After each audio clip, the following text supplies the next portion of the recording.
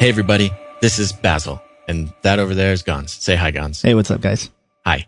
Okay, so everybody close your eyes, except if you're driving. Close your eyes and imagine a world where the internet is down or censored or really expensive or reserved for the elite of the world. You know, kind of weird, kind of crazy, maybe not, who knows? Or you just don't pay your internet bill.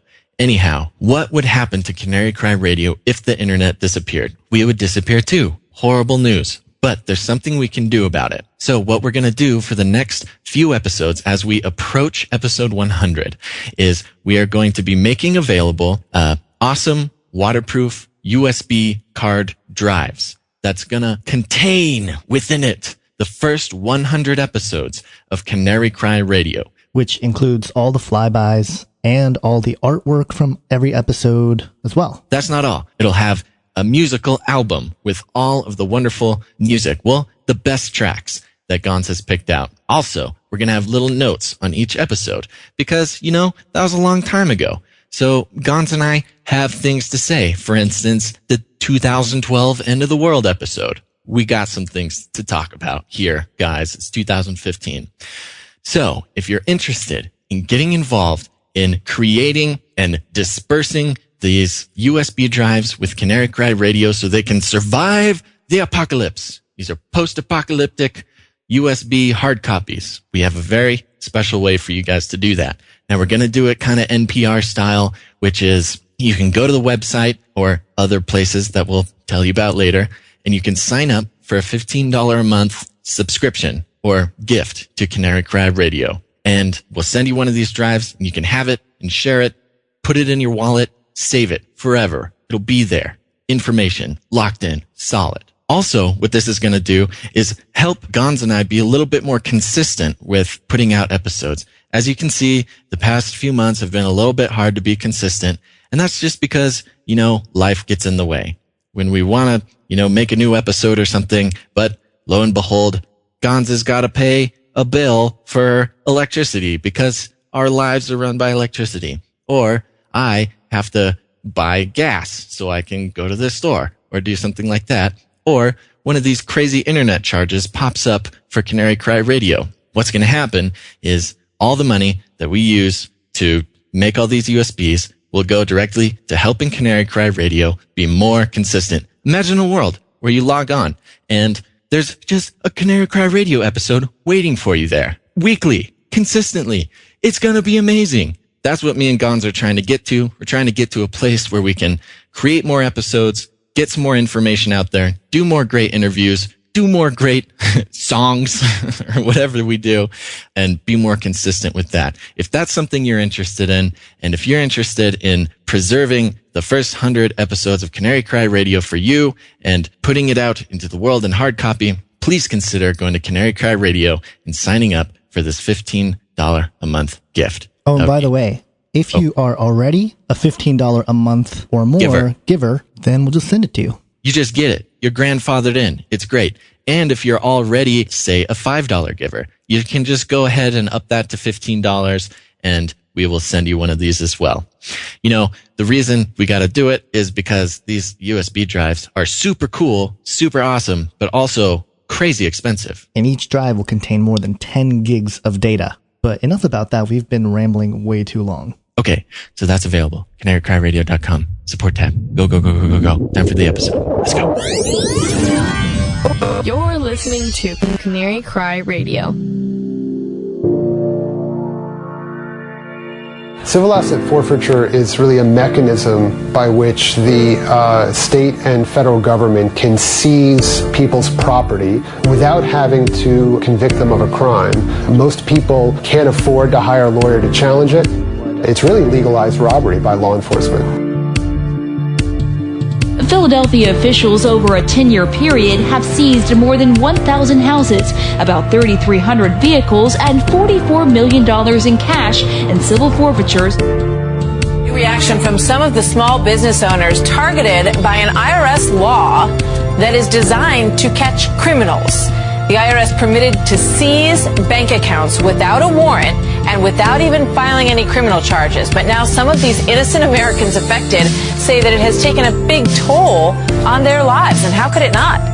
So this law, just to catch everybody up at home, if you make deposits smaller than $10,000, which many small businesses do across the country, that can trigger an IRS investigation, and then they can take the money out of your account on suspicion that maybe you're a drug dealer or maybe you're up to something no good because you're trying to keep it under that 10,000 threshold.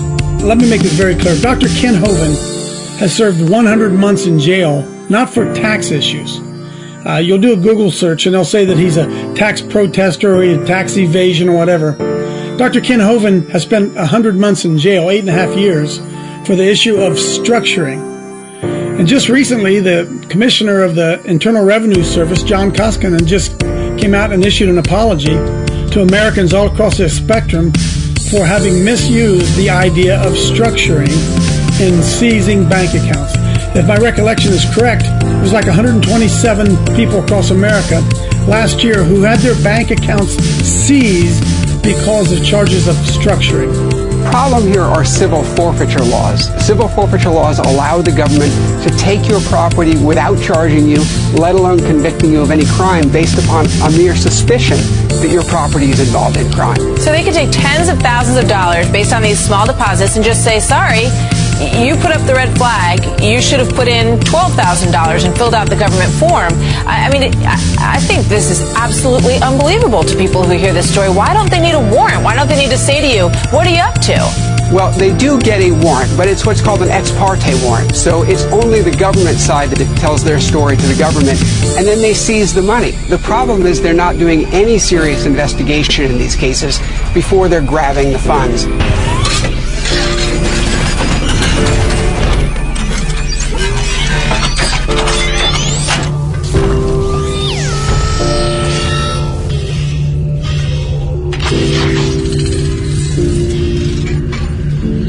Here's Basil and Gons. Hey everybody, and welcome to Canary Cry Radio. My name's Basil. And this is Gons. Welcome to episode number 96. 96. Okay. Movements usually begin when pioneers go against cultural trends and explore issues few are willing to address. In the Christian Truther movement, a handful of early exposers of the New World Order launched a genre that has now become effectively an online underground digital church. A select few of those early trailblazers of the Christian Truther movement have been silenced by authorities, who saw them as a threat, not only in exposing their nefarious agendas, but also in providing the gospel message of Jesus Christ through this unique platform. One man who many consider to be a forefather of this movement is Dr. Kent Hovind. Dr. Hovind is famous for his biblical views of creation and his boldness in standing up against the institutional construct of scientism, particularly in the realm of Darwinian evolution, but is also known for his views on biblical prophecy, conspiracy theories, and his exposure of groups like the Freemasons. In the recent decade, Dr. Hovind served a prison sentence for what many believe was an unjust ruling in the courtroom. His recent release from prison was an answer to prayer for many of the Christian Truther community, and we are thrilled and honored to have Dr. Kent Hovind on Canary Cry Radio. Dr. Kent, how you doing? I'm doing very well. Thank you for having me. You sound so chipper nowadays, Kent.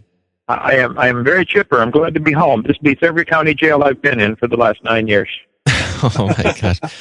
9 years. Oh, and by the way, everybody, we have Sam and Dan from God's Property Radio hanging out in the background there. You can hear them laugh every once in a while, and we'll be throwing to them once in a while. Say hi, guys. Heyo. Hi, guys. Hi, guys. So there we go. So, Ken. Side the coin. There you go. So, Ken, actually, you've spoken with Sam and Dan in the past, and they were actually kind of the ones who kept me up to date with what was going on with you. I imagine now that you are a free man, that you are getting a lot of phone calls. I am. I cannot believe how the technology has changed. I've been an evangelist for, been a Christian for 46 years and a Baptist preacher for 42 years. And the technology, since I've been in jail for 9 years, they brought the outhouse into the building. There were no more horses pulling the buggies around. I don't know what they did with the horses. It's a whole lot different than it was when I went in. So yes, I'm getting plenty of phone calls. It's a real blessing. Wow. So you were incarcerated for, what was it, 9 years, you said? Just short of 9 years. Just short of 9 years. For the dumbest law ever in the history of the world, in my humble, totally unbiased opinion. Well, why don't you tell us a little bit about that? For some people, the rare person who might not have heard your story yet. Well, there is a lot of information about this on the YouTube channel Lone Star 1776, where I did probably 100 programs on there from prison. Wow. Basically, I've been an evangelist speaking on creation, evolution, and dinosaurs for 25 years. I defend the position that the Bible is literally true and scientifically accurate in every detail. And in 2006, the IRS came with a SWAT team to my house and arrested me and my wife for structuring. And I said, what on earth is that? And they said, well, you took your money out of the bank in amounts less than $10,000.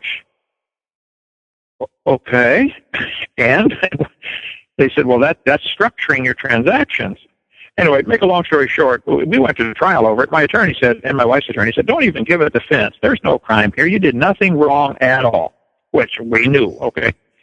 Every 12 days, my wife would go down and get money out of the bank to keep on hand for all the different projects we had going on in the ministry. Nothing illegal at all, ever.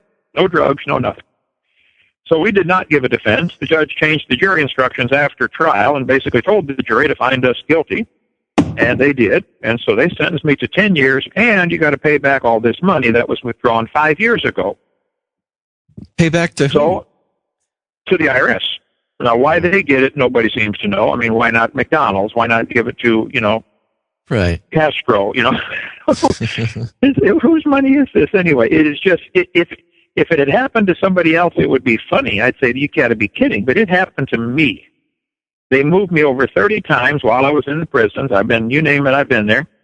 And I just got out less than 2 weeks ago tomorrow. I still got to wear the ankle bracelet for 2 more weeks, and then 3 years of probation.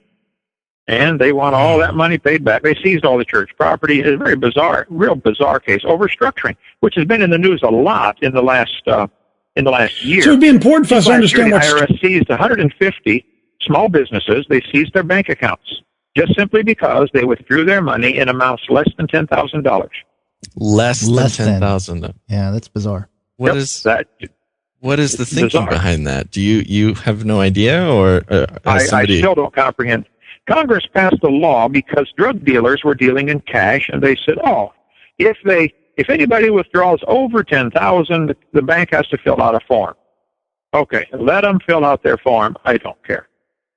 And then the drug dealers learned, okay, well, let's go in the morning and take out $9,500, and we'll go in the afternoon and take out $9,500.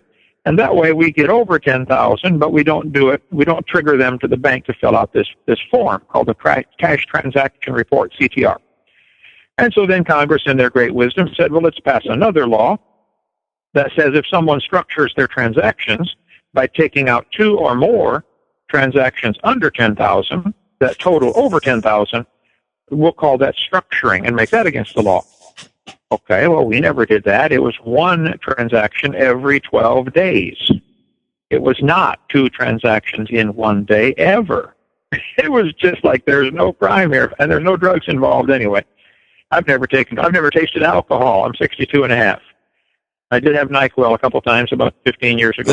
Maybe it's crazy. Anyway, so that was the law, the structuring law, which I had never heard of. They arrested me getting ready for staff devotions, reading my Bible. They took my wife out of bed in her nightgown, wouldn't let her get dressed, go to the bathroom, or put a robe on, and took her down to the federal courthouse in her nightgown.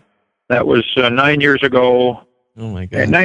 July 11th. So a couple days ago, it was the 9th anniversary of that.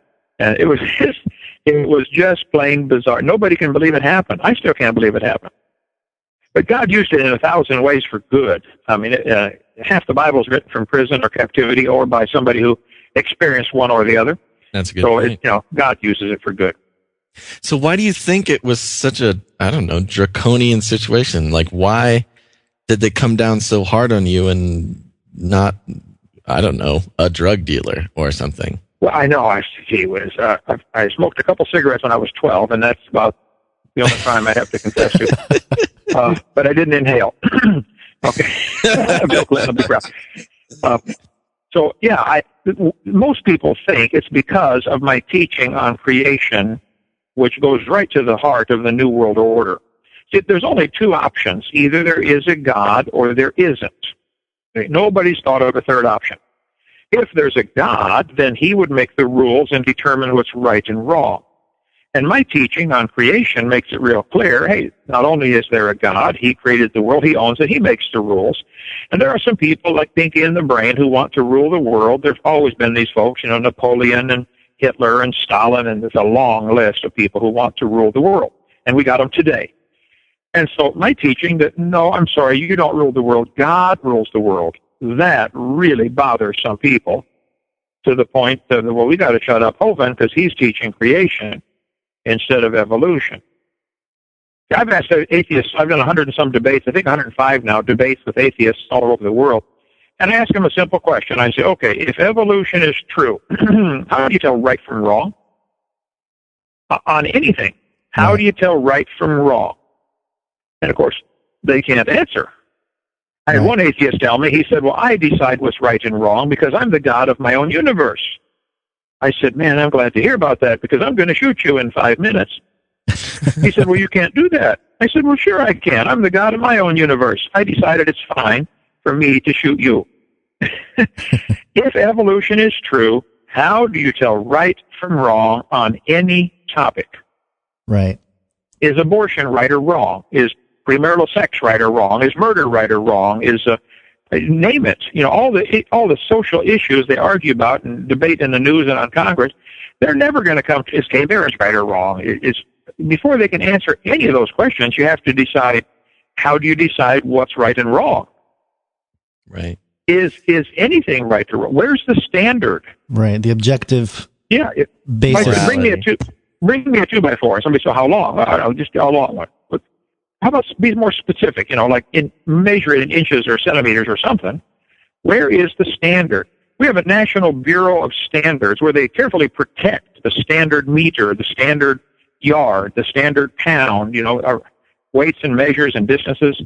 It's important to have a standard that never changes. And we used to have that in our country with God's law, but now we don't have it. So it's every man does that which is right in his own eyes. And I think my teaching on creation, which is real simple, entry-level, fourth grade level stuff, really frustrates them because it goes right to the heart of the beast. So that's what thousands of people have told me, including some people really high up in our government who have incognito told me, Kent, they were after you because they don't like what you preach on creation. Right. It's got nothing to do with anything else. And these guys can lock up a ham sandwich. I mean, that's been the joke for years. There's a book out called 3 Felonies a Day. They now have enough laws passed that the average American commits 3 felonies every day. This is what they've done in communist countries for decades. Stalin said, you show me the man, I'll find you the crime. Right. You can lock up anybody. Just show me who you want locked up. I'll figure out how to do it. Sure. And so for them to come arrest me for structuring and throw me in jail for 10 years is mind-boggling. Yeah. You got to be kidding. Now I noticed you did say some people believe and some people have told you, that's why. Do you personally think that, or are you abstaining from sort of speculating in that way? I do personally think it's true. I have no way of proving it. That would just be my speculation. Okay. All right. So they nab you and your wife. Did your wife go to jail as well? She did. She got a year and a day sentence and served 9 months in a women's prison over in Marianna, Florida. Wow. She's grandma, 5'0", piano teacher, sweetest lady you'd ever want to meet, and the last person ever needs to go to prison. Wow. And so you were mentioning, you're on a cell phone now, I assume, Correct. or you have a cell phone. 9 years, that's a long time in today's ever-changing technological atmosphere. Well, it is. And there's people who commit murder that go to prison for less time. The same week, I was arrested for structuring. A lady was arrested for shooting her husband in bed with a shotgun, killed him, blew him all over the bedroom. She got 2.5 years. Wow. In prison. He was sound asleep. walked into I don't know what he said to her. It must have been pretty bad, but she shot him right in bed and killed him. And so she got 2.5 years and I got 10. So you figure it out. Yeah, that's really interesting. I mean, I think, just even that brief sort of testimony of what happened is important for people to grasp, because, what we saw from, secular news outlets and, the Wikipedia page and stuff like that is that, you cheated on taxes, and, it seems like there was, not the complete story out in the public in terms of why you were in prison for so long. Or it was just like a canned story that they just used. Right. They always have a cover story. Every communist country does this. When they arrest a preacher for being a Christian, they never say they arrested him for being a preacher. I mean, they got to pick another story, Sure. Yeah. That's the standard, Saul Alinsky 101. Right. So what was your day-to-day experience like, being in prison? You said that God uses all situations for good. What was sort of, what was the day-to-day? Well, in the federal prison camps, it's an absolute joke. It's like being in a college dormitory. I mean, you're perfectly safe. I was only in federal prison. They have several levels of security. The camps, I don't even have a fence around them. I mean, I was at the Pensacola camp right here for a couple of months, which holds about 800 men, and you could walk away anytime you want. Of course, then they're going to add more time to your sentence if you do that. Then they moved me, with all the transfer centers in between, they moved me to South Carolina, Edgefield, South Carolina, then to Jessup, Georgia, then to Colorado, then to New Hampshire, then to Alabama, then to Mississippi. Or first, before Mississippi was a county jail for a year because they brought another charge.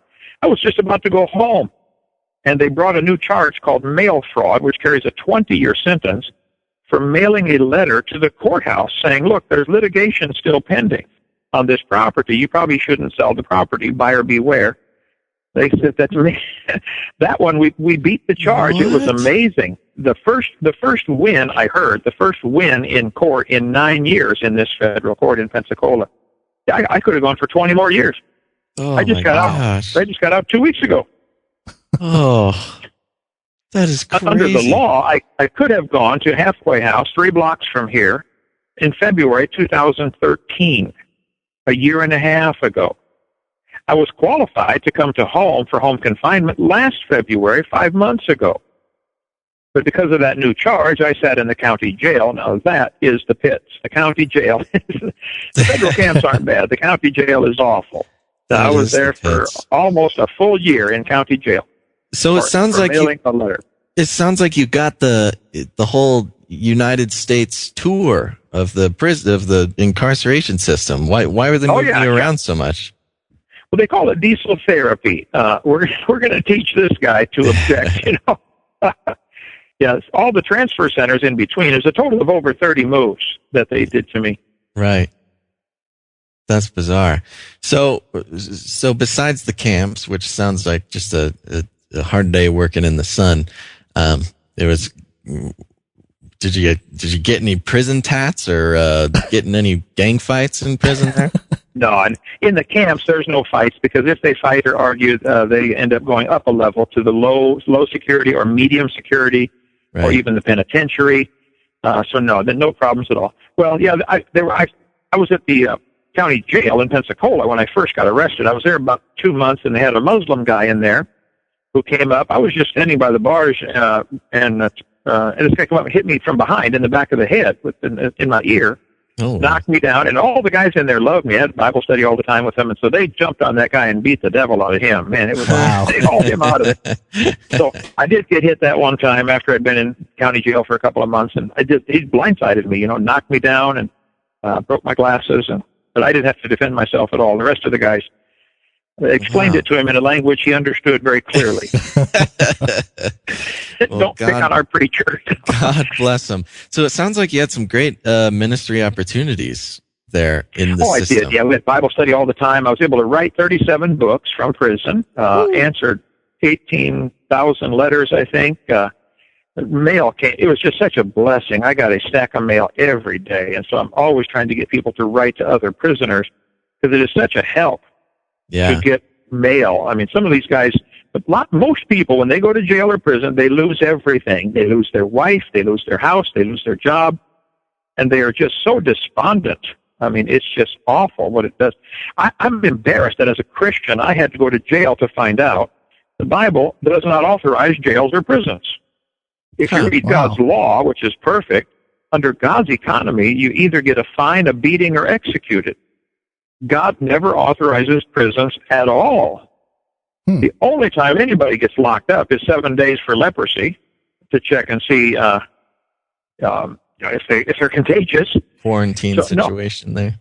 I've asked over 1,000 prisoners since I've been going to travel. I asked them a simple question. I said, guys, if you were offered 20 lashes or 5 years, which would you take? They said, I'd take the 20 lashes. Which would be cheaper? With the 20 lashes. Which is a better deterrent to not do it again? By the 20 lashes. Yeah, that's true. Which is better for your family? Well, 20 lashes. I go home, I'm sore for a week, and I go back to work. You don't lose your job. You don't lose anything. Which is better for society? Who has...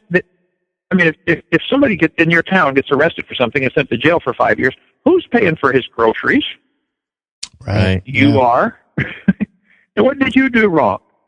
This punishes the totally wrong people. So when I become king, I'm shutting the whole system down.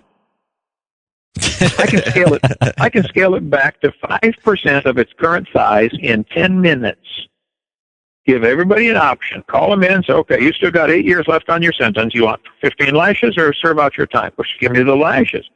See, in the Bible, the punishment had to take place in front of the judge. You had to lay down, and they had to give you the lashes right there in front of the judge so the judge can see what their sentence just did. Today, the judge just picks a number, 5 years, 10 years, 20 years, like it's nothing. Right. I was amazed to find out when I was in Yazoo City, Mississippi, just 2 weeks ago. That huge prison camp. I mean, a giant compound with a camp, a low security, a medium security, and a maximum security. The land is owned by Haley Barbour, the governor of Mississippi. He leases it to the federal government, 100-year, 99-year lease. And his son, Haley Barbour Jr., is the chief judge in Jackson, Mississippi. Well, that sounds like a conflict of interest, like, hey, let's keep this place full so they can make the lease payment. I mean, I don't know, but I think anybody with half a brain ought to say, whoa, wait a minute, Congress. Pass a law that says anyone involved in law enforcement or passing laws, Congress, etc., cannot own stock in the prison system, cannot lease land to the federal system, cannot own commissary rights. Who makes the clothes? Who buys the groceries? Who cooks? Who transports the prisoners around? Who owns the transportation? That's a whole business in itself. Right. Just moving people around. I got moved 30 times in chains. Well, who paid those guys that drove the bus and carried the shotguns? And it's a giant industry, and it is evil from top to bottom. God bless America. So during your time, you said you got a lot of letters. You obviously had a lot of support here on the outside. Sam and Dan obviously did a great job of doing that with God's Property Radio and many others, I'm sure. I mean, how often were you in communication with the outside? And did you really, I mean, I'm sure you got a lot of letters, but did you really know how much support you had going on out here on the outside? I did not know how much support I had. I was shocked and humbled and blessed to find out how many people. It was amazing how many people were calling senators and congressmen. There's some lady in the news right now. They're talking with Kate's Law or something like that. They're trying to get Congress to pass a law in honor of one lady. Is it Kate's Law or something like that? It's been on the news the last couple of nights. They need to have Kent's Law. They should repeal the structuring law, which is stupid on its face. It's none of their business how you take your money out of your bank, okay? Even if it's for drugs, it's none of their business. Sure. Repeal the structuring law and make it retroactive and make them pay the damages. Call it Kent's Law. Look, you guys, you got to pay back the money you stole from him, and you've got to say you're sorry. They've never done that to anybody. In Acts chapter 16, Paul goes to jail, and he gets beat up, and they're put in prison, and the jailer gets saved, and it's a miracle story. It's a wonderful story. But people miss the last part, where when they said, "Okay, Paul, you can leave now." At the end of Acts 16, he said, "No, I was beaten uncondemned. Being a Roman, I want an apology." And they came down and apologized. I want them to say, Kent, we're sorry. We shouldn't have done this to you. Here's the money back that we took. And, by the way, we're going to pay you damages. We'll start writing a check, making zeros. You tell us when to quit. I mean, I'll say write small and get a large piece of paper, and I'll tell you when to quit. Yeah. Well, you had mentioned how much, the world has changed while you were, serving your time. And, I mean, the iPhone, there's topics like transhumanism that's really gone mainstream, the changes in the world of genetics and robotics. It's pretty crazy. All the Avengers movies. The Avengers movies. But one of the things I was curious about was you were an advocate of, various theological and eschatological doctrines over the years. Was there any particular doctrine that you changed position on while you were in prison, since I'm assuming you had some good time to study the Bible and whatnot? I did, had plenty of time to study, yes. I changed doctrine totally on the prison system. I used to be one of those tough on crime guys, tough on crime, lock them up, lock them. No, don't lock anybody up ever again. Find them, beat them, or kill them. Wow. Somebody rapes your daughter, she does not need to pay for his groceries for 20 years and worry about him getting out. She needs to watch him get shot or electrocuted or whatever they're going to do, or hung, and then go spit on his grave a couple of times until she heals up emotionally. Locking people up is stupid, multiple levels. Second thing, I changed my doctrine completely on the rapture. I was one of those guys who believed what I was taught in the Schofield Bible and the Dake Study Bible, that pre-trib rapture, and I wish it was true, and I believed it and taught it for 40 years, and it's just not true. I think the Lord comes back after the tribulation, before the wrath of God falls. And I wrote a book about it called What on Earth is About to Happen, for heaven's sake. And that is up on lulu.com. I'm embarrassed as a Christian. I fell for the stupid idea of the pre-tribulation rapture. It's just, I was guilty of not distinguishing between tribulation and wrath. They are not the same. Right. Yeah, you're in good company there. Yeah, tribulation is what the world does to us, and we were told we're going to have that. Wrath is what God does to the world, and we're told we're not going to have that. So we are not here for the wrath. We are here for the tribulation. I was guilty of not distinguishing between the day of Christ, which is mentioned 7 times, and that is the rapture, and the day of the Lord, which is a 1,000-year period that not everybody gets. That's the bonus prize for the faithful Christians. The Christians have 3 things. You have your physical life, which you can lose. 1 John says you can sin to the point of death. God will kill you. The Christians also are offered the bonus prize of the 1,000-year kingdom if they are faithful. And that's the prize you work for, you strive for, you press for the mark, the prize of the high calling. And then there's eternity, which is absolutely, totally free based on the grace of Jesus Christ. No works involved at all. If you're born again, you're saved, you're forgiven, you're going to heaven, and you cannot possibly lose that. So the Arminianists and the Calvinists are arguing about, can you lose your salvation, yes or no? They're both wrong. You cannot lose eternal life. You can lose the kingdom. So that's where they're scrambling up the verses on that. And it's hard being right on everything, but I think I've got it now, and I think I can handle it. Well, after writing 37 books in the incarceration system, by the way, Gons, I think that'd be a great way for you to finish your book. But I like a Sam and Dan chime in. Yeah, for that. They're quiet for like 20 minutes and then. All right. Sorry. Okay. So Kent, you've written a lot of books. I mean, I'm sure in some of those books you've shared some of your new views on things. Give us some examples of some of the books you've written, just in case some of our listeners here are interested in hearing tales from behind the bars. Okay, well, so let's see. I wrote a whole bunch of books for my grandchildren. The Adventures of Danny the Dinosaur. Only the first 2 are published. That's when my grandkids were little. I wrote a book called Whose Mouths Must Be Stopped, a debate with an atheist that I did from prison. I wrote a whole series of books, The Adventures of the Grandpa and the Grandkids, that are being illustrated now. I wrote a book called The Kennel. Now, that one I did under a false name because it's about the prison system. When I was being moved all over the country, I was someplace in solitary confinement they call it the hole, because that's the only bed they had open. They said, "Hey, Hovind, we're putting you in here. You didn't do anything wrong, but this is where you're going." So for 10 days, I'm in the hole. in solitary confinement.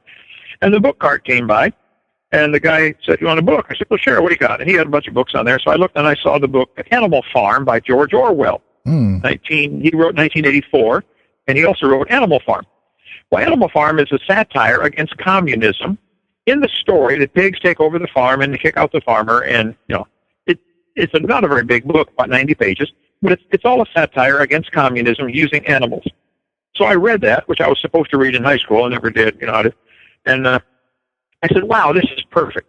I'm going to do a satire on the prison system about being a giant dog kennel where the dogs get locked up for the dumbest reasons and for the longest time, and the politicians are making money off of this dog kennel by locking up everybody's dog."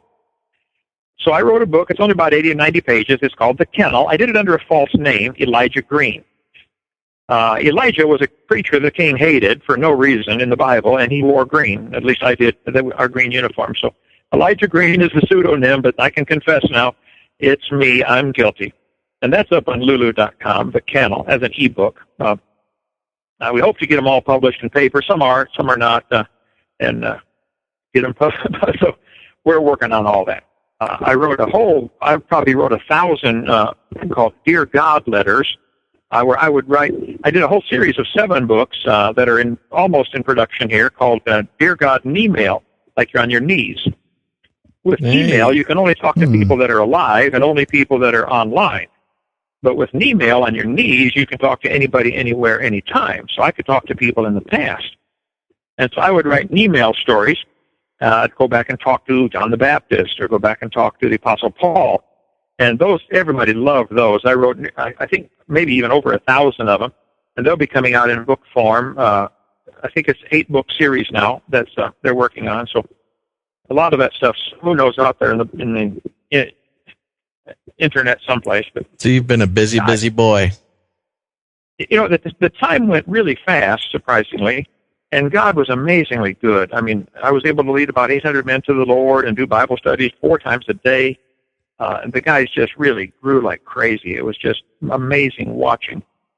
Great. And I can see why so much of the Bible is written from prison or by prisoners, because it gives you a whole new perspective on life. Absolutely. I don't like it. I don't want to go back. But I'm glad it happened. I'm glad it's over. You spent more than enough time. Now, you said you wrote a book about Danny the Dino. Now, that makes me wonder what your position on dinosaurs are, being such an avid creationist apologist, which is wonderful. Well, my website is Dr. Dino, even the phone number, 479-DINO. That's 3466. I like dinosaurs. As a child, I was totally confused and totally brainwashed into the evolution thinking that the Earth is billions of years old and dinosaurs lived millions of years ago. A typical propaganda, and I fell for it, hook, line, and sinker. After I got saved at age 16, I said, wait a minute. Now, this book I'm reading, the Bible, does not teach millions of years. It teaches nothing died until Adam sinned. That man brought death into the world. Somebody's lying. And that led to a long, interesting study. And finally, probably about in my mid-20s, I realized, I've been lied to. And someone gave me some books by Henry Morris, who was a great creationist from Dallas, Texas, died years ago, a good friend of mine. And I read, I said, whoa, the creation story's true. The Earth is only 6,000 years old. Wow. And so that led, I ended up teaching science, high school biology, earth science, and physical science for 15 years. And the Bible clearly teaches that before the big flood came, the people lived to be 900 years old. I mean, read Genesis chapter 5. The dates are right there. Well, being a biology teacher, I knew that most reptiles, never stop growing. Humans stop growing at 16 or 18 or 20, at least vertically, some go horizontally after that for a long time. Reptiles never stop growing. So if they could live to be 700 or 800, they would get 80 feet long. So dinosaurs did not live millions of years ago. They were big lizards that lived with Adam and Eve, and Noah took them on the ark, probably babies. Just be sure to get a pink one and a blue one. And after the flood, people killed most of them. They called them dragons. And the word dinosaur was just made up in 1841, so it's the same animal, only different name. There are dinosaurs all through history with man, and they're mentioned in every ancient culture, has stories of somebody killing a dragon or, using dragon blood for recipes. And I mean, it's just all over the world. And how could I miss it? I don't know. I'm embarrassed. But yes. So my position on dinosaurs is they're part of God's normal creation. They were all vegetarian, according to Genesis 1, 29 and 30, until after the flood, when a lot of things became carnivorous. And people killed most of them. And there might be a few still alive, which is why there are so many sightings like Loch Ness Monster kind of stuff all over the world. Sure. Right. And there's even stories out about dinosaur bones with, still some flesh left on there. And, the scientific community said, oh, I guess dinosaur flesh can survive for 3 million years or something, so they... I have to wonder, the people who say that, are they dumb in any other area, or is that the only area they're Oh, gee. Well, I'm curious about something. One of the topics that we address a lot here is concerning Genesis 6 and the fallen angels, which is sort of my personal interpretation of what went on there with the sons of God mating with the daughters of men and the Nephilim. What's your view on that, and does it tie into the dinosaur aspect? I have read that Genesis 6, 1 through 4, hundreds of times till my brain hurts. I do not have an answer. I wish I did. There are half a dozen theories on that. The most commonly accepted theory is that fallen angels intermarried the daughters of men and produced half demon, half human. That is what many people believe and teach, and that may indeed be true. However, my position is the Bible is not clear on that, so don't be dogmatic. Either God, there's very little information. You got that passage and in Jude a couple of verses, and I don't think there's enough information to be clear, which means either our brain couldn't handle it, or God doesn't want us to know. That's all I can figure out. So I'm still hoping to figure it out, but I don't have a positive answer. Okay. Sure. Yeah, that's good. Yeah. It's interesting. Well, from my perspective, I mean, I've looked at that passage and that topic a lot, and there are definitely some gems in the New Testament, not just in Jude or in I think it's 2 Peter. There's other places that seem to suggest something like that. I can't remember exactly off the top of my head, but something about a head covering for the women because of the angels. Some brief things mentioned there. So it's pretty fascinating, and I think there are other scholars who have looked at some of the Old Testament and are starting to consider the possibility that the Anakim and the Zamzummim and some of these tribes may have not been, entirely of human descent. So there's some interesting theories out there. And, it is interesting that in Matthew 24, it talks about the days of Noah, or as it was in the days of Noah, so shall it be in the coming of the Son of Man. And, if that sort of genetic tampering is a characteristic of the days of Noah, then it's interesting that the times we're living in now with all the stuff about changing genetics and messing with it and, infusing man with technology. It's a big topic that we tackle. And one of the topics that we started our podcast on was transhumanism. And did you keep up on any of that stuff in terms of the transhumanist movement? It seems to be picking up steam, and this idea of merging man and machine, man and animal, changing the kind that, God made us after. I personally see that as sort of a return to the days of Noah, if that interpretation is true. But what are your thoughts there? Very possible. I wish I could be dogmatic. I can't. It certainly, as it was in the days of Noah, so shall it be when the Son of Man shall come. That's exactly correct. And I mean, the people before the days of Noah, they were living to be 900. How much could you learn in 900 years? Right. Not only that, Noah's daddy Lamech could go back and talk to his great-great-great-great-great-great-grandfather. Noah's daddy could have known Adam. You don't see that until you chart it out. If you get my seminar notebook on drdino.com or creationtoday.org, there's a chart in the back that shows the dates from the Genesis 5 and Genesis 11. And when you graph it out, it's like, whoa, wait a minute. These guys could have known each other. Noah lived long enough to know Abraham, Isaac, and Jacob. So I suspect God made Adam, pre-programmed, straight from the hand of God, incredibly intelligent. He could walk, talk, name the animals, and get married first day. The guy had an IQ off of our charts. And he lived long enough to learn a whole lot more stuff, and then he could pass it on to his great-great-great-great-grandchildren. So did the people before the flood know about genetic engineering? I have no idea, but I suspect they probably knew a whole lot more than we even know today. Sure. In all kinds of areas. Yeah, and that's interesting too. It's just the length of lifespan. that's one of the other things that science is telling us now is that, hey, we can extend our life beyond, the 80 to 100 years that we are normally living in with advances in medical sciences and stuff like that, which could be another characteristic of the days of Noah. But, just different fascinating things to consider. But another thing I wanted to touch on is, we understand that date setting is kind of a dangerous game in terms of potentially being labeled a false prophet or heretic or something like that. And the biblical mandate for a false prophet is pretty severe in the Old Testament. But according to some, corners of the internet, I've read that in 2013, you predicted the return of Jesus Christ for the year 2028. Do you stand by that date? That is not correct. Okay. I wanted to make that clear. Right. When I was writing my book, What on Earth is About to Happen, I sent out a newsletter and said, if you have any questions, send them to me. So somebody said, Kent, I know you don't know, and you'll say I don't know. What is your best guess? And so I said at the very end of the book, I wrote a little one 2-page letter, said, okay, 3 pages. My best guess is the Lord's coming back in 2028. And the tribulation starts in 2021. Based on the following 10 or 12, whatever it was, factoids to consider. So no, I did not predict the Lord's coming back. I said, this is my wild guess. All it is. I'm really glad that you clarified that, because there are, there are people, and the internet has become this hub of opinions abound. And, there are certain people going after Kent Hovind because he predicted, he set dates for the return of Christ. So I'm really glad that you clarified that. What do you have planned for your ministry moving forward now that you're a free man? You're a free man. Not quite free. I can't leave the house for 2 more weeks, which is perfectly fine with me.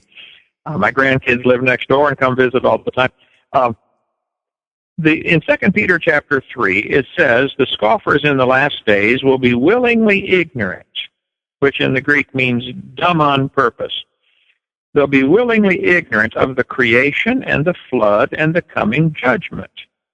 Well, I preached for 20-some years all over the world on the creation and the flood, and I pretty much avoided the coming judgment because I didn't have my own theology straight. I was teaching pre-trib rapture, and I that's all I knew, but it didn't strike me as I couldn't be dogmatic. So now I think I got it exactly straight. So my videos on creation and flood are in 40-some languages, and they go all over the world. I want to now add plank number 3 to the platform of the coming judgment and produce a whole series of videos on why, my book, What on Earth is About to Happen. It just happens to spell out woe, W-O-E. So I'll produce a whole series of videos on why we're going to be here for the tribulations, and we get raptured out when the sun and the moon go dark, which is mentioned 10 times in the Bible. When the sun and the moon go dark, we're raptured out. That then starts the time of wrath.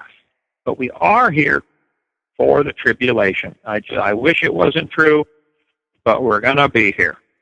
Yeah, and again, I mentioned earlier, but I think you're in good company in terms of that perspective. The pre-wrath view is one that I currently hold on to, and I think it's biblically sound. It comes down to semantics, I think, with certain people, how they label what the Great Tribulation is, how they label, the wrath of God, things like that. So, yeah, it's pretty interesting that, a study that you conducted for years probably led you to this conclusion.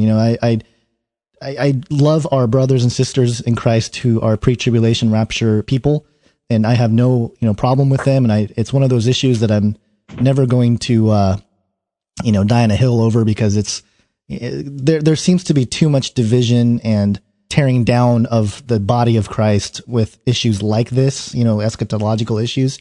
So I'm personally kind of tired of seeing, people disfellowshipping and stuff like that over it. So, I'm hoping that with your sort of change of heart and mind on the issue, we can just have a discussion about it with people that may disagree, because... absolutely. See, I can disagree without being disagreeable. I also wrote a series of books, Adventures of the Hovind Grandkids, where I took them on a long trip. It's all imaginary. The purpose of the series was to teach them how to spot people who have needs and help them, and to teach them how to win souls. The Colorado adventure, the long trip, and the long trip home, that was a really fun series with my 5 grandkids. That was all imagination.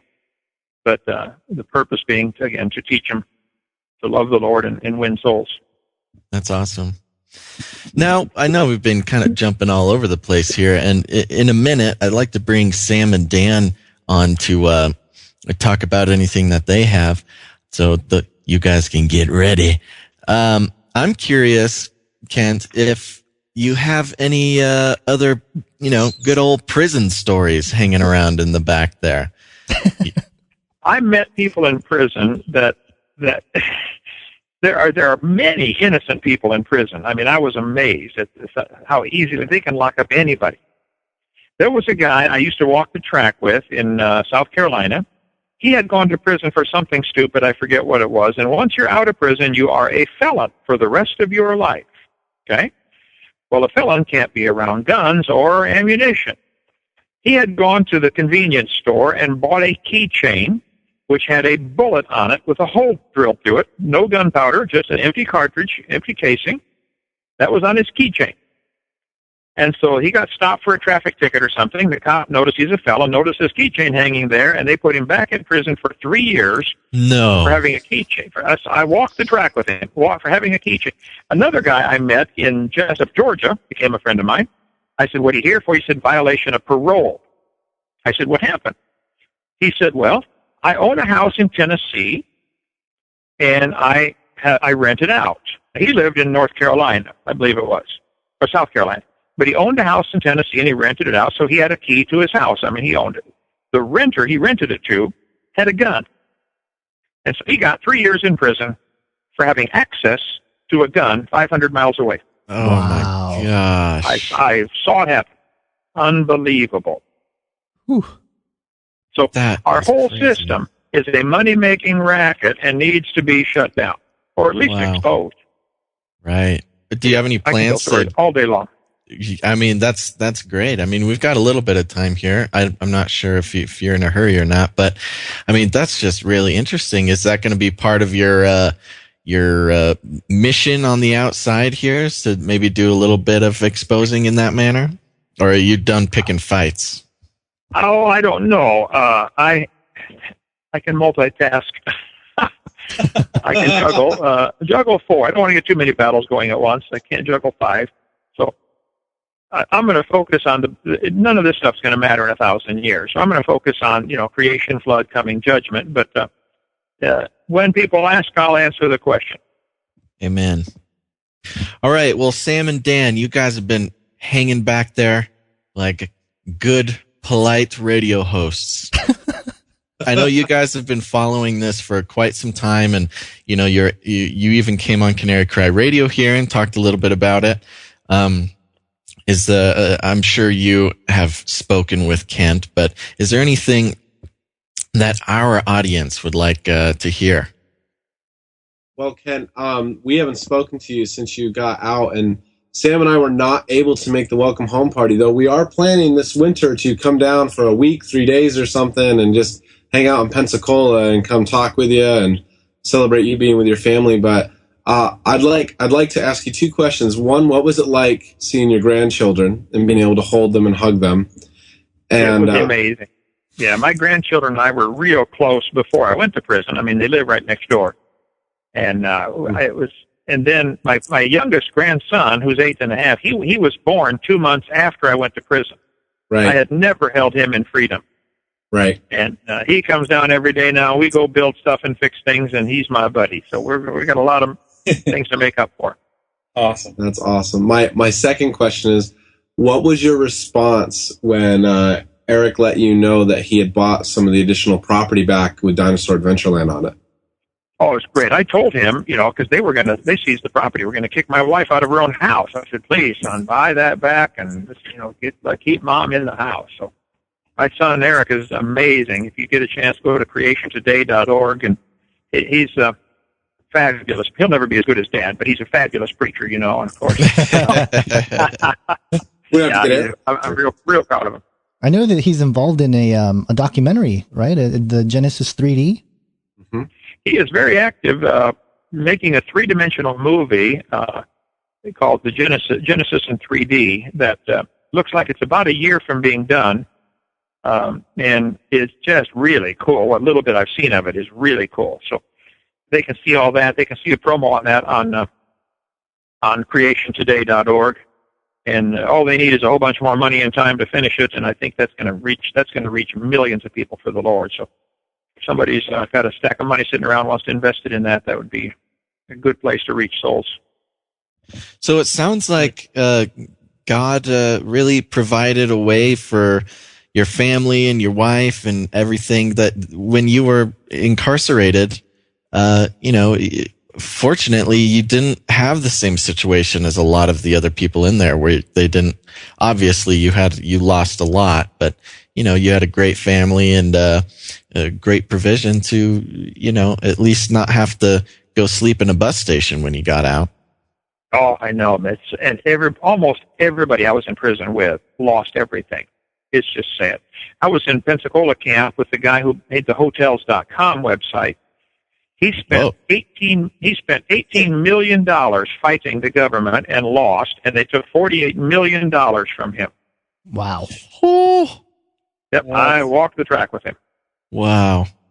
What do you suspect they do with all that money up there in America HQ? Government issued hammers. Well, $48 million to the U.S. government would probably run their budget for about a second and a half. Yeah, I was going to say that's about 15 minutes of Congress. They spend money like it's water, and it's intentional. It is absolutely intentional. How do you mean? Well, they want to bankrupt the country. This has been the plan for decades, to bankrupt the country. If you lived in 1900 and had $10,000, you could retire and live on the interest the rest of your life.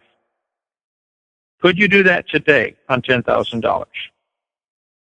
I can barely make it a year on $20,000. You can't live a year on $20,000 without a lot of stretching. Okay, so what's happened? In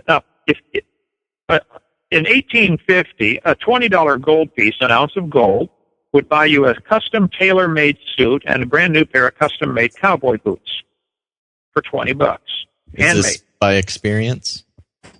Today, a $20 gold piece, 1 ounce of gold, will buy you a custom-made suit and a custom-made pair of cowboy boots. The price of things has not gone up. The value of the dollar has gone down. It takes more Federal Reserve notes to accomplish the same thing. So if you worked all your life and saved and had $10,000 and gave it to your kids, by the time the government gets done inflating things, it's worth about $3,000, and your grandkids will inherit about 10 cents. It's intentional. It's a simple way to steal everybody's money. Inflation steals from everybody, right? Without them knowing it. I know. Sam and Dan.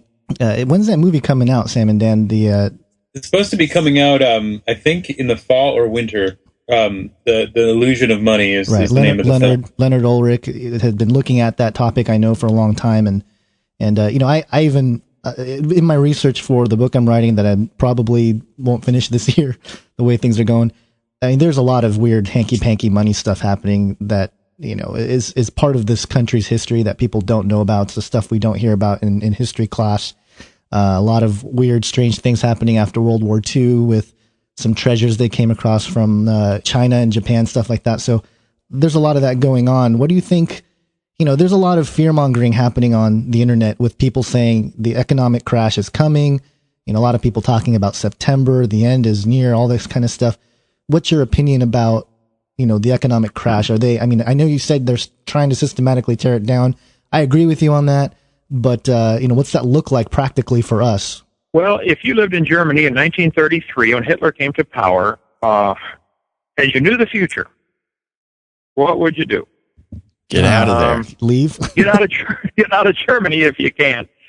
But here we got the whole planet coming under serious problems. What do? You win souls. Nothing else is going to matter. It's all going to burn. I invest everything I can in winning people to Christ and encouraging Christians to go do the same, because nothing here is going to survive what's coming. We're headed for royal disaster, and it's planned. These New World Order type folks, Pinky and the Brain, they've been planning this for millennia. It's really, they don't realize it probably themselves, but it's Satan motivating them. Sure, yeah. It's a satanic, they don't even know they work for the devil. Right, yeah, and that's a key point we always try to bring up, is that it's a spiritual conspiracy. It's not just, a physical conspiracy. It's not just nefarious groups, and they may not even know what they're doing, is causing these kinds of things, but the typical sin nature, greed, stuff like that, which tends to be part of this whole thing. Basil, Sam, Dan, do you guys have anything else? Yeah, I got some stuff. Go for it. Let it rip, bro. All right, Kent. First off, how's Paul Hansen doing? Paul Hansen was my cellmate in the county jail. He is still in there, Santa Rosa County Jail in Milton. People should write to him and encourage him. He's still fighting the case. He's really got him frustrated because he's pointing out with the law, hey, guys, you broke the law, and they don't like that. So the guy to talk to about Paul Hansen would be Ernie Land.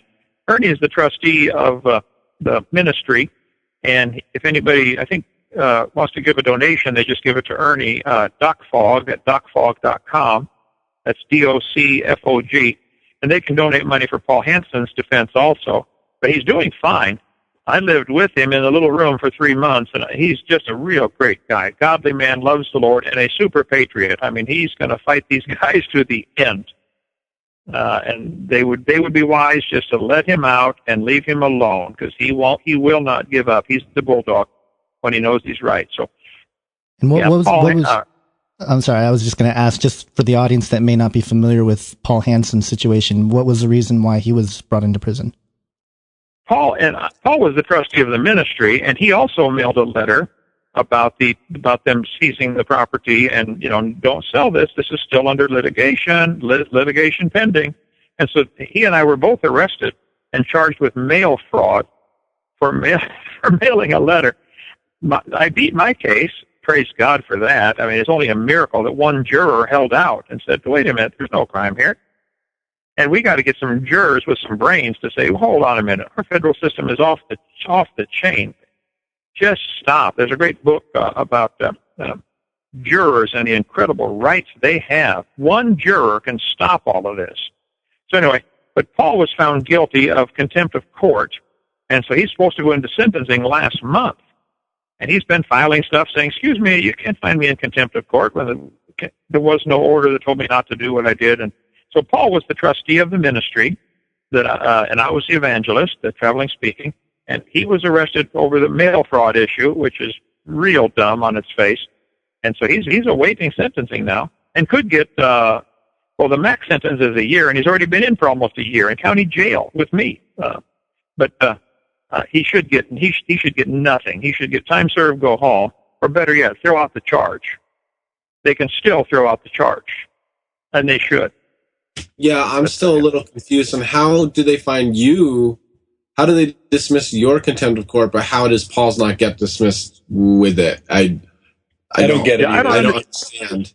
I don't understand all that either. You can write to him. He can come on your program from the county jail. He can he can call you, or they've got a video phone in there where you can see him and record it. There's several of mine up on. Yeah, sorry. Go ahead.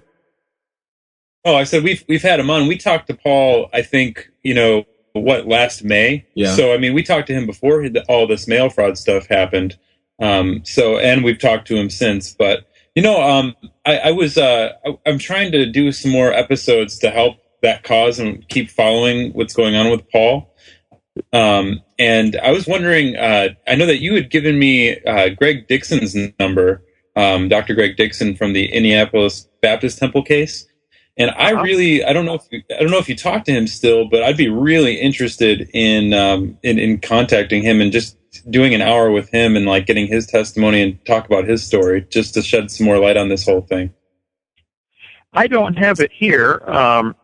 He publishes a magazine. I can't think of the name of it right now, but he lives in Central Florida. I would know the town if I heard it. It's near Ocala. Greg Dixon, Dixon, Dr. Greg Dixon. You can probably Google it. He's 85 years old, but still very active in this legal battles over this kind of stuff. Right. Yeah, you ought to have him on. He's a great guy, good friend of mine. Actually, Wait a minute. I may have contact info for him here. Hold on one second. He was the pastor of a large church in Indianapolis Baptist Temple. The government seized it and bulldozed it down. Okay, here's his number, 317-414-3478. 347-414-3478. That's Pastor Dixon's number, so give him a call. Tell him I said hi. Thank you. All right. And I was going to just ask you real quick, Kent, would you like us to send you some T-shirts? Because we got all these We Demand Hovindication T-shirts here still that were... Oh, that would be awesome. Get a picture of your entire family, and then that would be pretty sweet. Yeah, that would be awesome. That would be cool. So, Ken, I do have another question for you. Are you planning on reopening Dinosaur Adventureland soon? I wish I could answer that. I don't know. I want to, badly. It's on my wish list. And if it does reopen, can I get a free ticket? Yes, sir. Yay! Glad, yes, sir. It was the most fun place on planet Earth. Sounds like kids would cry at closing time. We had one family come spend 2 days at Dinosaur Adventureland. Then they spent 2 days at Disney. On the way home, the kids told their parents, "Why did we waste 2 days at Disney?" I'm serious. I mean, it was just... and it's all in my backyard, and it's all purposely low tech. I mean, it was just plain fun. That's awesome. Fellas, keep up the great work. I need to go here, but if I can help in any way, let me know. All right. Thank you so much, Kent. Thanks. We appreciate your Kent. time. And have fun as a free man-ish. I'm going to try. Thanks a lot. All right. Bye-bye. All right. Bye-bye. So there you have it, folks. That was Dr. Kent Hovind. Awesome, awesome gentleman. Just really just had a hard time the past decade, folks. So, luckily, let's give a thank you to Sam and Dan for hanging on the line with us.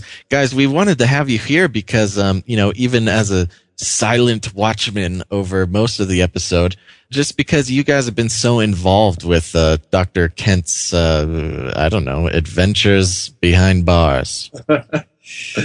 Well, I don't know if you'd say so involved. I mean, in the last, 9 months, would you say? 8 months or so? Really, the interesting thing is, Basil, we found out we could talk to him at the Prophecy Forum. Like, Sam walks up to me in front of your guys' table and say, "Dude, Ark just talked to Dr. Kent Hovind from Ark and Neo." Wow. I'm like, "What? What do you mean?" He's like, "Yeah, he can set us up." And I'm like, "Do it." And I think Sam even said something like, "Well, we won't tell Basil and Gons because we don't want..." Exactly that. There was something along those lines. Rivalry. Okay, well that's cool. So the only reason you got to do it was because Gon spent so much time setting up that conference, and so you're welcome. It's true, and we distracted you by having you come on our outro there at the conference forum. Oh yeah, to play the banjo. What? Hey, yeah, did you guys hear that Tom Bionic's wife is pregnant? Wow. Yeah. I am not on the newsletter. Tom Bionic's going to be a daddy. Tom Bionic, baby Bionic. We haven't had Tom on the show yet, and we've tried like 2 or 3 times. That's okay. We've tried to get Dr. Future. He's too busy, so we'll call it even. Okay. And when we tried to get Tom on too, he was like, "Hey, send me, a list of questions you have." And so I said, "Okay."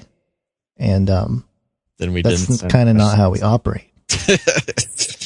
We don't write questions It'd probably be a better show if we did do that. Probably. Okay, so back on the topic at hand, folks.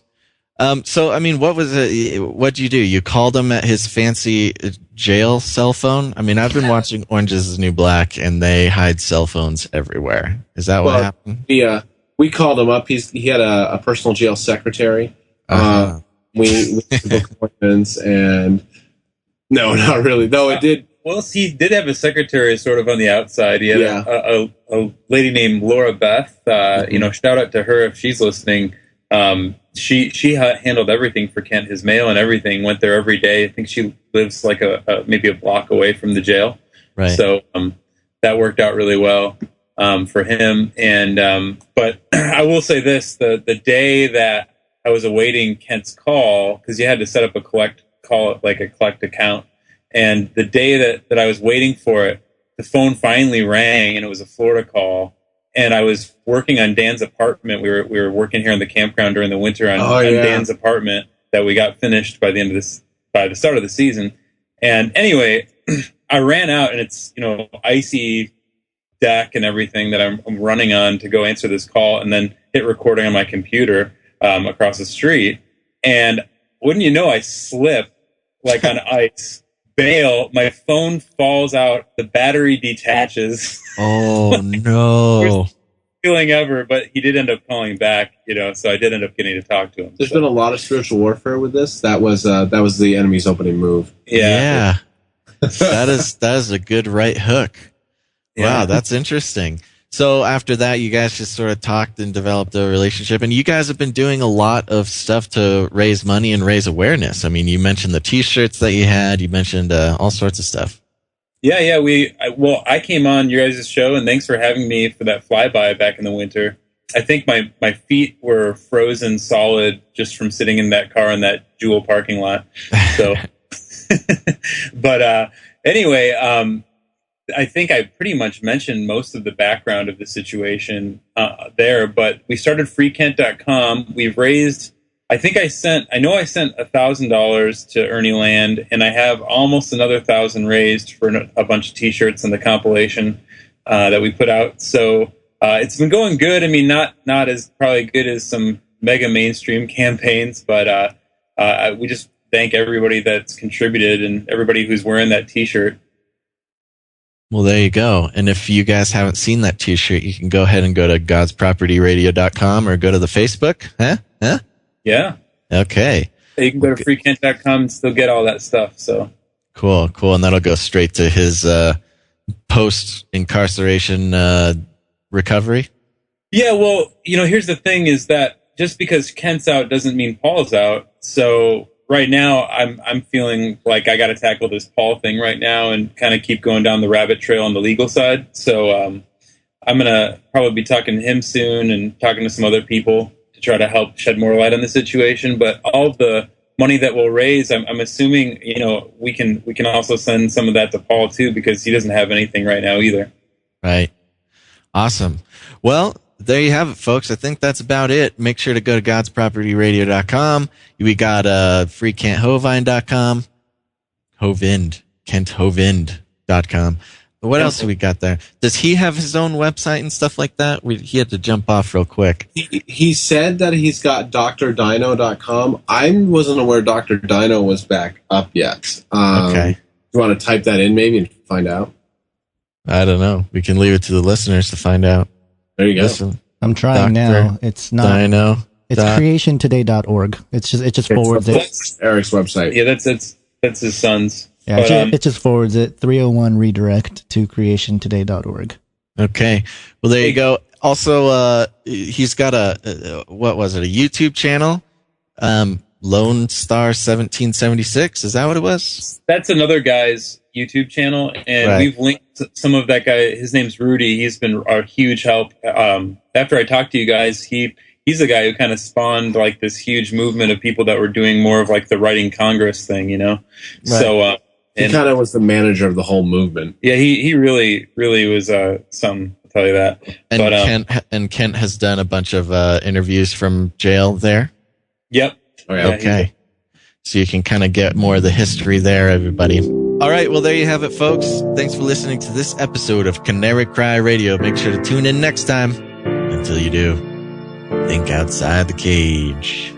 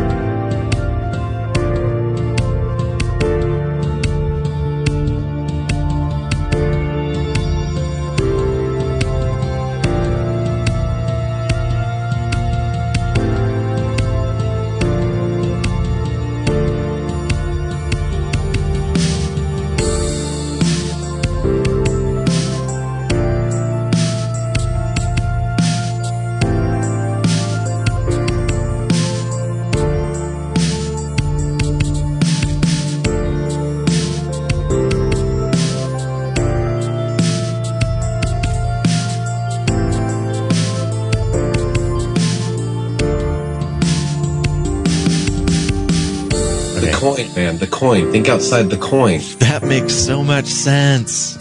The coint? The coin. God's proper radio. The coint with a T? I don't get it. You guys, I don't get your guys' branding. Coint. Okay. God's property. Okay. Coint.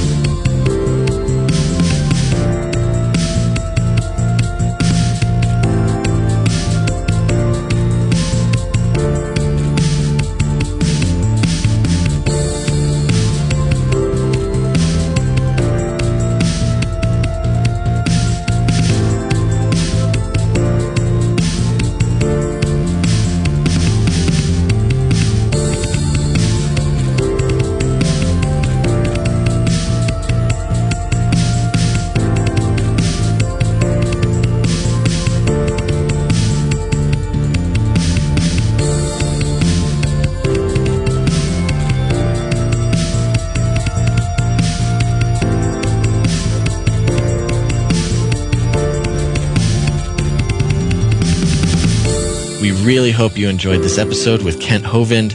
Truly, kind of an interesting, modern day Christian imprisonment story. So we hope you enjoyed that, and go ahead and follow more of his information in all of the places. Google it. It's there. So we just wanted to take a moment to address the short message that I sped through at the top of the episode about these awesome Canary Cry USB archival thingies. Now, some people may get a little upset that we're asking for some financial help with these things and the rest of the podcast. But, a lot of stuff goes into making a podcast. And as you can see with our recent inconsistencies, life really gets in the way, especially when we're having to pay the bills and having to do all these things on top of making a podcast, which is not free.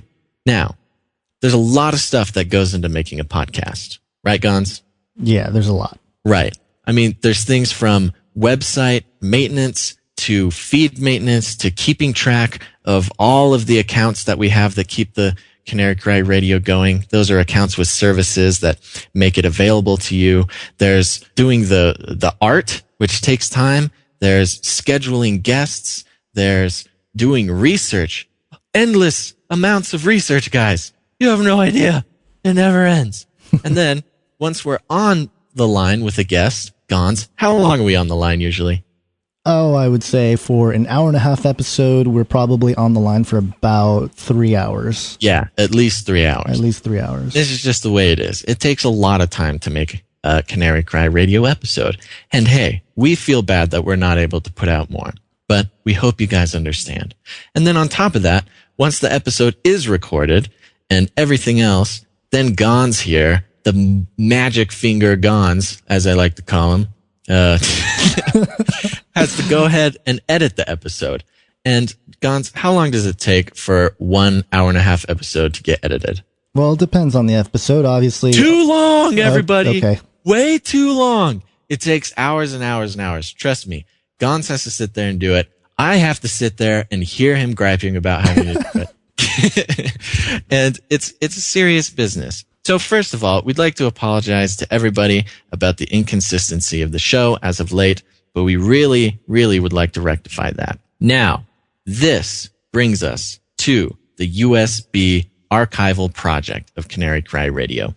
As you heard before, we are currently putting together gigabytes and gigabytes and gigabytes of all 100 episodes, all the flybys, a select music album, chosen the best tracks from Canary Cry Radio episodes. Who doesn't love the music? Like I said, it's like one of the best parts. And we're putting them all on this USB drive. And it's waterproof. It's shaped like a credit card. You can keep it in your wallet, take it with you everywhere. But on top of all those things, we're also going to be making some notes.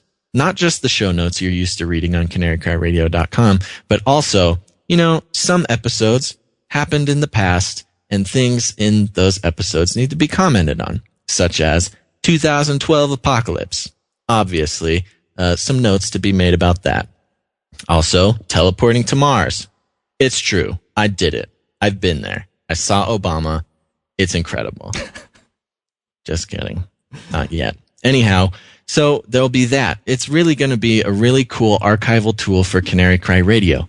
I mean, and like I said before, if the internet's gone, if for whatever reason Canary Cry Radio disappears, we want these things to be out there so the Lord can use it, inform people, teach people, touch people's hearts, make them realize that they're not alone in their questioning of the world around them, and things like that. So if you'd like one of these Canary Cry Radio archival USB drives, you can go to canarycryradio.com, go to the support tab, and sign up for $15 a month gift. Now we realize that, asking for money is a sensitive subject. These USB drives, I'll be honest with you guys, they are not cheap. They are not cheap unless we buy like 10,000 at a time, which we are just unable to do. So what we're going to do is from now, this is episode 96, all the way up to episode 100. We'll be accepting orders for these. And if you make a $15 gift a month, you can sign up. It happens automatically. Just do it. Forget about it. It's awesome. We'll send you one of these USB drives. And if you're already a subscriber for a monthly gift for $15 or more, we'll just send you one. We will send it to you. And if you're a monthly subscriber for like $5 or less than $15, then all you got to do is go and upgrade that to $15 and we'll send you one. Super easy. It's great. Right, Gons? Yep. All right. So there you have it, everybody. We sincerely hope you enjoyed this episode. Really, a really interesting modern story of Christian persecution. And, if you feel like this is one of the episodes that deserves to live on in hard copy, archived in your wallet and everything else, please consider going to Canary Cry Radio, go to the support tab and, get involved. Go do that. And we promise to be more consistent with posting episodes because that'll help us out. Yep. All right. Sound good, guys? Sorry, I've been busy editing over here. Yeah, I know. We're cutting into editing time, everybody. All right. There you go, guys. Oh, one more thing. We're on YouTube. Yeah. Oh, yeah, we're on YouTube. YouTube channel, Canary Cry Radio. YouTube channel, Canary Cry Radio. Sock puppets, episodes, other awesome stuff. Go there, subscribe, do it.